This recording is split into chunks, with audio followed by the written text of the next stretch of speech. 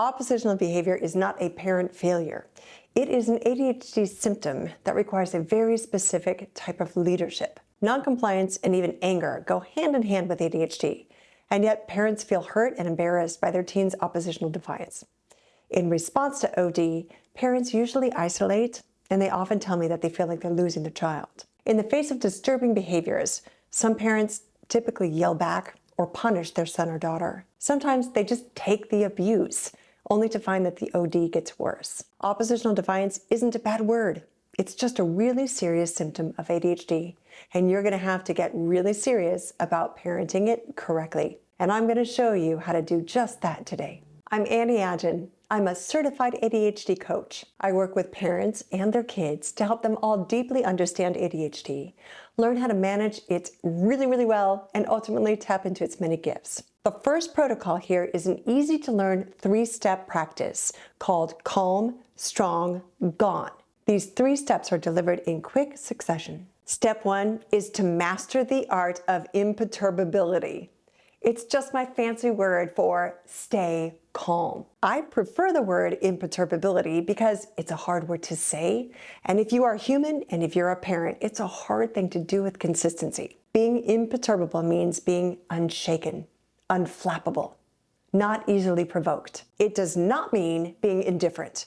You care deeply, and when your teen is in the grip of oppositional defiance, the most powerful way to show that you care is by remaining calm. You stay connected, and of course you may feel concern, but what you show is steadiness and support. An imperturbable parent does not escalate when tensions run high, nor do they crumble when their teenager emotionally breaks down. You stay calm through all the storms. Keeping cool and staying neutral doesn't just model the behavior that you want to instill in your teen, but it also allows them to co-regulate with you and mirror your mood. Co-regulation is you, the parent, as the thermostat. You set the desired temperature so the mirror neurons in their brain can plug into your temperature set point. When your teen's self-regulation circuits are down, they can only calm down by you staying calm. Co-regulation is key.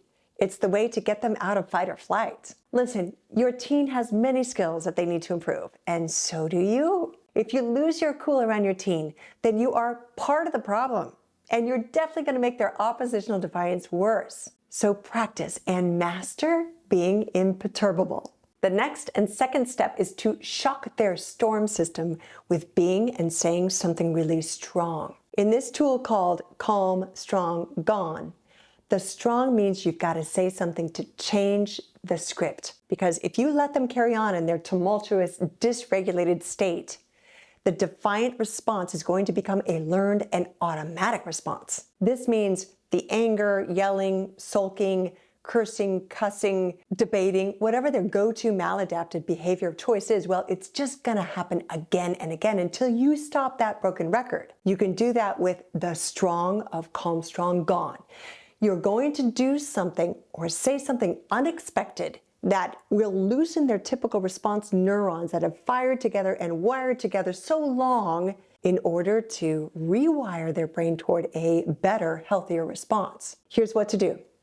While keeping absolutely composed, you are going to deliver a one-liner with tremendous strength. No yelling, but strength, authority.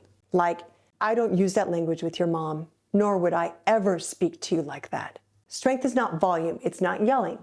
Strength is firmness, directness, serious and certain. Even though you are totally calm, the tenor and authority and vehemence that you bring to this one statement is big, and that sends an immediate jolt to the teen's brain. And then step 3 is to be gone.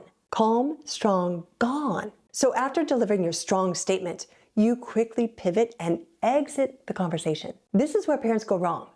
We hang out, we keep talking, maybe lecturing about our family values and showing everyone respect. Or other parents will mistakenly hang around too long to see what kind of effect their declaration has had on their teen. They hope to see some remorse, or maybe even get an apology. Don't do that. Gone means you turn and you take up with the next thing as soon as possible, as soon as that last word has left your mouth, like nothing ever happened. Your body language is telling them, no, I am not stepping into your power struggle. I am the parent, and when you can't control your emotions, it's my job to bring the fire extinguisher to your flames. So next time, your brain can choose a different, more adaptive response to problems or frustrations or your big emotions. Even if your teen rolls their eyes or in their surprised state stomps away or says something insensitive, that's okay. It's all gonna fall on deaf ears. You already took the wind out of their sails and you dropped the tug-of-war rope. With calm, strong, gone, your teenager is reminded that you are the authority in the family. And this actually makes your son or daughter feel more psychologically steady. They don't want parental power. That scares them.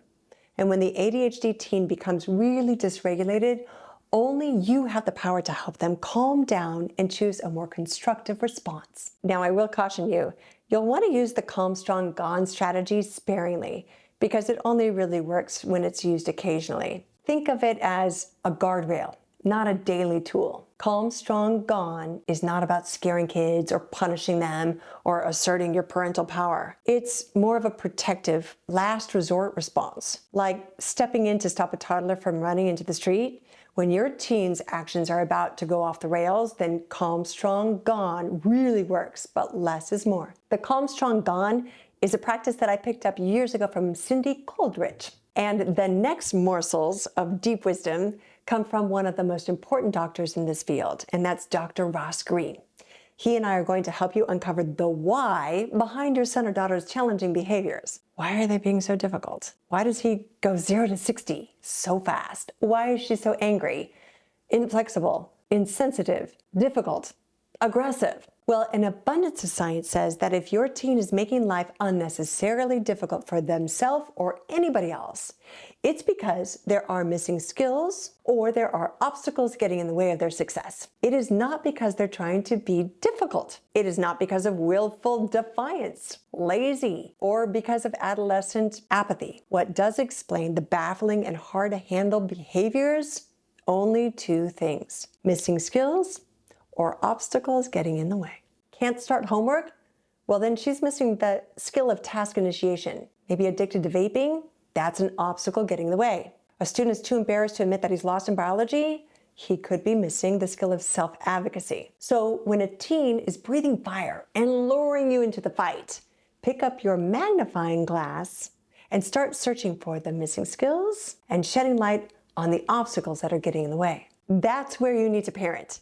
And that will start to change up your teen's reactivity. So now you have a formula to begin construction on a new neural pathway in their brain you want them to travel when things get tough. When you understand the why behind your teen's struggle and frustrations, only then can you connect with them and start collaborating together towards success. And only then can you start to expect more consistent emotional control. However, the more you dig your heels in and insist, then the more they're going to resist. If you try to bribe them or give them rewards, punishments, threats, or shame them, that's only going to throw fuel on the fire of oppositional defiance and mood instability. Now you have a roadmap to uncovering the why behind your son or daughter's difficult behavior with the first protocol of calm, strong, gone. And that's going to help you for parenting in those really heated moments. The second protocol is what to do once the dust has settled after delivering that first protocol. The second protocol is collaborate to solve problems. This protocol is where real change actually happens. And this protocol is going to fortify the relationship with your child. You see, oppositional defiance does not soften through control, it softens through collaboration. So when your teen is calm, not in the heat of the moment, get curious instead of corrective. Curiosity sounds like, so help me understand what's hard about this one. Or, what's getting in the way for you here? So it's not interrogation. It's an invitation to collaborate with you toward a solution. You are gathering information, not building a case. You can say, I can see studying for upcoming tests is really difficult. Let's take a look at that together. Teens with ADHD, they slip into fight or flight so easily and several times a day. It takes a real toll on them and it takes a long time for them to recover. So bring a real compassionate demeanor to your conversations and collaborations with them. And that's going to help them stay in their calm and rest and digest nervous system. They can't be with you or hear you or even talk with you if they're in fight or flight. So compassion sounds like, I can see this is hard for you, even when the behavior itself is not okay. And now it's time to collaborate. This is where parents and teens work together to solve the real problem underneath the defiance.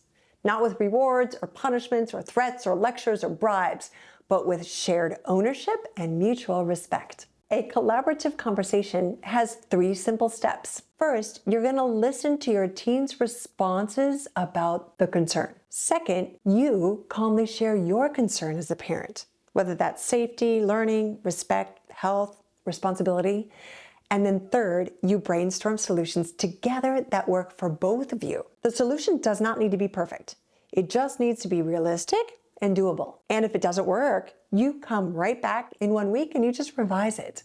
And that's not failure, that's skill building. That's how brains grow. Only the parent can open the door to connection. It's okay for you to move halfway in first, to meet them first, to wait for them, to open the door and invite them to resolve problems together, collaboratively. Oppositional behavior is not a life sentence. With calm leadership, clear boundaries, and real collaboration, this does get better. Parenting an oppositional teen is not about winning. It's about leading with calm, strength, and collaboration. If you found this validating and helpful, I urge you to send it to some other parents that you know who could really use these tools as well. Keep calm, parent strong, and always remember that I'm wishing you all A's in your every parenting endeavor.